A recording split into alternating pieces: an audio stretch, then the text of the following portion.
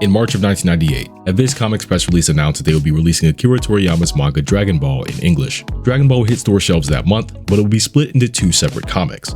They would release Dragonball and Dragon Ball Z simultaneously, with chapters from each issue being released every month. And Dragon Ball Part 1 Number 1 and Dragon Ball Z Part 1 Number 1 were both released on March 6, 1998. The release of Dragon Ball was a part of a larger strategy by Viz Comics that year to, quote, capitalize on the ever-increasing popularity of Japanese animation in North America and introduce many anime viewers to comics and related media, end quote. That increasing popularity was starting to open up new doors for manga distribution. Traditionally, if you wanted to buy manga, you'd have to stop by a comic shop, but they were starting to become more widely available in other retailers. This expanded distribution network was great for fans who wanted more options and put manga in front of a much wider audience. While this had the potential to attract new customers and introduce them to manga, it also exposed manga to criticism from people who had different ideas about what kind of content should be available for sale. In November of 1999, Toys R Us decided to pull all copies of Dragon Ball from their stores nationwide. Fans found out about this when KNSD, a local station in San Diego, California, ran a story on it. The report itself appears to be lost to time, but according to people who saw it, Toys R Us decided to pull the books due to complaints from parents about nudity and violence. It appears as if the story frames some of the manga's sexual humor as sexual acts, and even compared it to pornography. The story also featured a local mother named Maria,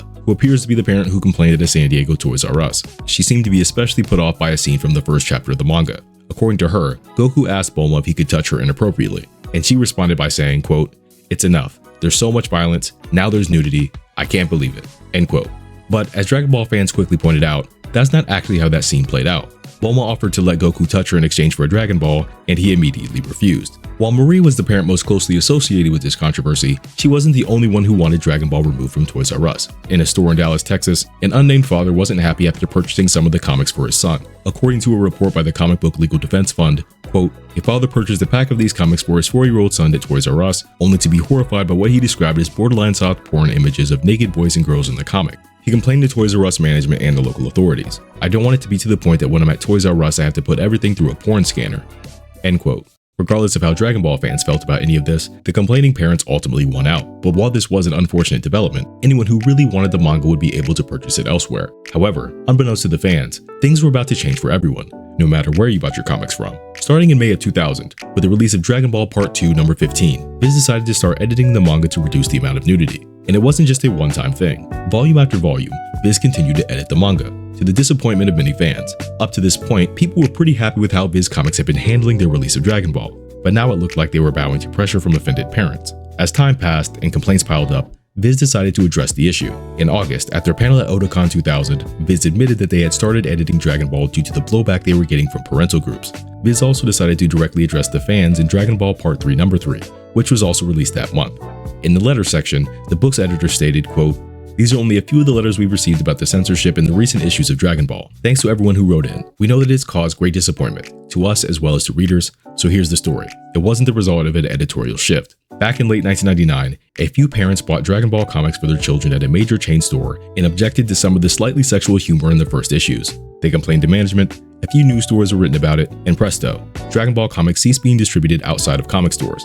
Unfortunately, one of the problems with mainstream success in America is that when something like anime or manga becomes popular, it becomes a target for a lot of people who like to pick things apart for objectionable content and make sure that things for children, i.e. all animation and comics in their minds, are as safe and harmless as possible. The upshot of this was some tough decisions, in which getting Dragon Ball into a wide audience was balanced against keeping it true to the original. We are trying to keep the changes minimal, since we'd rather not make them at all. All the Dragon Ball changes are approved first by Akira Toriyama.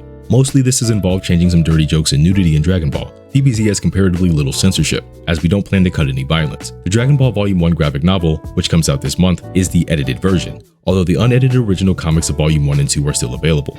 End quote. As previously stated, Viz had received plenty of letters from fans who were disappointed in the changes they were making, but ultimately decided to move forward with them anyway. But fans weren't going to give up. In the middle of August, a Dragon Ball fan named Julian Grabowski had an idea. Since a bunch of individuals mailing in their complaints to Viz wasn't working, Dragon Ball fans should organize. His idea was to write a petition that was respectful, had the support of and signatures from a large number of Dragon Ball fans, and was clear on what it was trying to achieve, which was to, quote, make sure there was a separate, clearly labeled uncensored version of the Dragon Ball manga that could not fall into the wrong hands by mistake, End quote. When Julian's petition was posted to petitiononline.com in the second half of August, it immediately took off. The petition was widely shared within the Dragon Ball fandom online. It was shared in fan editorials, covered by Anime News Network, and prominently featured on the popular Dragon Ball fan site Planet Namek. Within the first few days of it being posted, nearly 4,000 people had signed it, and it wasn't only fans who wanted to see an uncensored version of Dragon Ball. Chris Sabat, the English voice actor for Piccolo and Vegeta, also signed the petition. By the end of September, the petition had accumulated more than 8,000 signatures, and it was starting to look like it was working. According to Julian Grabowski, quote, "My source within Viz tells me that they're talking it over with their various licensors, and are optimistic, but uncertain about whether the manga will have an uncensored version or not." End quote. The next month, the number of signatures grew to more than 10,000, and someone at Viz appeared to have announced the news that fans were hoping for. In a Dragon Ball chat room, the editor of the manga appeared to confirm that an unedited release of the manga was going to be released in 2001. However, an Anime News Network article released on November 1st clarified that nothing had been confirmed yet. According to Dallas Maddow, the senior marketing manager at Viz, the comments have been taken a bit out of context. Viz wanted to publish an unedited version of the manga, but we're still working out the details. By December, a formal decision still hadn't been made, but Viz said that an official announcement should be made sometime in 2001. In March of 2001, Dragon Ball fans who picked up Dragon Ball Part 3 number 10 were in for a welcome surprise. Quote, "And now, a shocking message from the editor. As most of you know, back in Dragon Ball Part 3 number 3, we announced that due to parental complaints, the Dragon Ball manga was going to be edited for content. Soon after that, we got hundreds of letters and emails begging us not to censor the manga. An online petition to bring back uncensored Dragon Ball was set up by Julian Grabowski and soon got more than 10,000 signatures.